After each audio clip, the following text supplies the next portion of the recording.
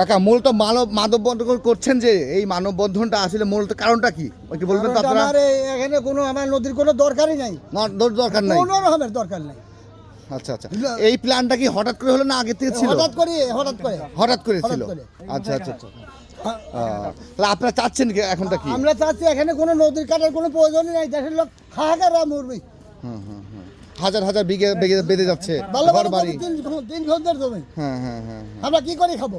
সবাই টাকা খাওয়া যাবে না, কাজ করবো না থাকলে কি করে খাবো? এখন যারা দায়িত্ববান আছে তারা আসছে, তাদের কাছে আপনি কি বলতে চাচ্ছেন? আমরা বলতে চাচ্ছি এখানে কোনো নদী নালা কাটা যাবে না, আমাদের জমি আমরা চষিয়ে খাবো। আমরা কৃষক মানুষ, এক ফুট ভাত খাওয়া বাঁচতে চাই। জোর দাবি। আচ্ছা, ধন্যবাদ। কি চান আপনি? আপনার আসলে মূলত কারণটা কি বলেন তো? বলেন। আমাদের জমি ওর ধরুন হঠাৎ করে কাটতে এসে ওদের ধরুন আমরা কাটতে দেবো না, বাধা দিছি এই জন্য।